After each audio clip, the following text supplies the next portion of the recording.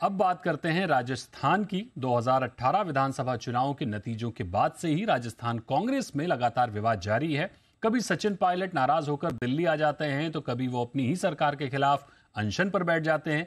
ऐसे में आलाकमान अब इस विवाद का फुल एंड फाइनल निपटारा करने के मूड में है। यही वजह है कि दिल्ली एआईसीसी दफ्तर में आज कांग्रेस की अहम बैठक हुई। सूत्रों से खबर है कि राजस्थान विधानसभा का चुनाव गहलोत की अगुवाई में ही लड़ा जाएगा। आपको बता दें कि आज एआईसीसी में कांग्रेस अध्यक्ष मल्लिकार्जुन खड़गे, राहुल गांधी और पायलट समेत राजस्थान कांग्रेस के कई नेताओं की बैठक हुई। सीएम गहलोत भी बैठक में वर्चुअली जुड़े थे। हमारा संगठन, हमारे नेता, हमारे विधायक, मंत्री सभी लोग मिलजुल कर काम करेंगे और जैसा मैं हमेशा कहता आया हूं, हम सबका ध्येय ये है कि कैसे दोबारा कांग्रेस की सरकार राजस्थान में बनाए। मध्य प्रदेश, छत्तीसगढ़, राजस्थान 2018 में तीनों स्टेट्स में कांग्रेस पार्टी जीती थी। इस बार पुनः वही होने वाला है। भारी बहुमत से हम लोग सरकार बनाएंगे और उसके पश्चात 2024 का जो लोकसभा चुनाव होगा उसका भी फर्क इस पर पड़ेगा और हम लोग अच्छी संख्या में वहां पर लोकसभा चुनाव जीतेंगे। बिल्कुल, तो राजस्थान में जिस तरह का घटनाक्रम पिछले समय देखने को मिला और अब कहा जा रहा है कि आलाकमान ने मामले को सुलझा दिया है और जैसा कि बयान भी आ रहा है सचिन पायलट का कि अब जो चुनाव होगा वो गहलोत की अगुवाई में लड़ा जाएगा। इसको समझते हैं। हमारे साथ जयपुर से जुड़ रहे हैं शशि मोहन शर्मा। शशि, ये बताइए कि क्या स्थिति दिख रही है आपको जिस तरह से बात की जा रही है? इससे पहले भी कई बार सचिन पायलट ने कहा है कि वो गहलोत के साथ चुनाव लड़ेंगे, मेलजोल की बात आती थी लेकिन फिर मनमुटाव हो जाता था। अब आलाकमान की एंट्री के बाद क्या स्थिति, क्या तस्वीर दिख रही है? देखिए, आलाकमान की एंट्री वैसे इस पूरे मामले में 29 मई को हो चुकी थी, जब सचिन पायलट और अशोक गहलोत को दिल्ली में एक साथ मल्लिकार्जुन खड़गे के घर पर बिठाया था। राहुल गांधी भी उस बैठक में मौजूद थे। कहा गया समझौता हो गया है, दोनों ने पूरा मामला आलाकमान पर छोड़ दिया है। अब आलाकमान आज एक बार फिर कांग्रेस के नेताओं के साथ था। राजस्थान कांग्रेस के 30 से ज़्यादा चेहरे इस बैठक में मौजूद थे और मुख्यमंत्री अशोक गहलोत पाँव में चोट लगी हुई होने के कारण वीडियो कॉन्फ्रेंस से जुड़े। लेकिन सवाल यह है कि जो एकजुटता के दावे किए जा रहे हैं वो कितनी वास्तविक है? क्या ये सिर्फ दावों तक सीमित है या वास्तव में कांग्रेस के नेता एकजुट हो गए हैं? अशोक गहलोत और सचिन पायलट के बीच में जो दूरियां थी, जो मनभेद थे, कहा यह जाता है कि राजनीति में मतभेद हो सकते हैं लेकिन मनभेद नहीं होने चाहिए। सचिन पायलट और अशोक गहलोत में मतभेद भी थे, मनभेद भी हैं और वो किस हद तक दूर हुए यह भविष्य के गर्भ में है। लेकिन अब बात ये कही जा रही है कि सब लोग मिलकर के चुनाव लड़ेंगे।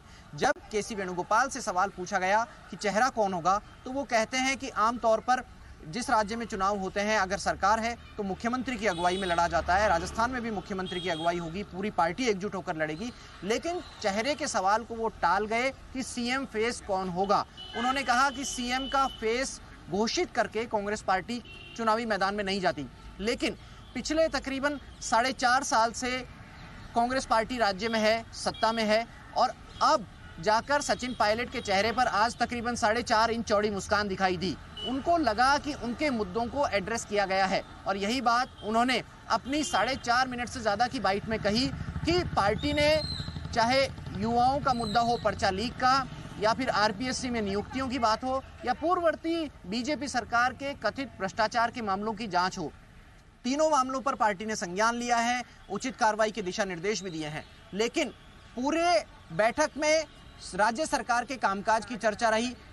महंगाई राहत कैंप जो अशोक गहलोत सरकार की तरफ से लगाए जा रहे हैं उनको सराहा गया। ये कहा गया कि सरकार का काम अच्छा है, योजनाएं अच्छी हैं, गरीबों को केंद्रित में रखकर लाई गई हैं योजनाएं। लेकिन ब्यूरोक्रेसी कितनी हावी है, कितनी एक्टिव है, इस पर सवाल उठे। खुद राहुल गांधी ने यह कह दिया बैठक में कि जो काम, जो योजनाएं ब्यूरोक्रेसी के जरिए पहुंच रही हैं, ये सही है कि आप उनको माध्यम बना सकते हैं लेकिन उसमें पार्टी के कार्यकर्ता की बड़ी भूमिका होनी चाहिए थी। और अगर ऐसा होता तो कार्यकर्ता का जनता से संपर्क, संवाद और कनेक्शन ज्यादा मजबूत स्थापित हो सकता था, जिसका फायदा चुनावों में मिलता। संभव है कि महंगाई राहत कैंप में आने वाले दिनों में ऐसा और ज्यादा सक्रियता दिखाएगी, कार्यकर्ताओं की सक्रियता दिख सकती है। हालांकि पार्टी ने अपने स्तर पर यह प्रयास किए। शुरुआत में कांग्रेस के अध्यक्ष हैं या राजस्थान में गोविंद सिंह डोटासरा, उन्होंने कहा कि कार्यकर्ता रेगुलर फीडबैक लेंगे, अगर कैंप में कहीं कमी दिख रही है तो उसको सुधारने का सुझाव देंगे और उन सुझावों को सरकार को भेजा जाएगा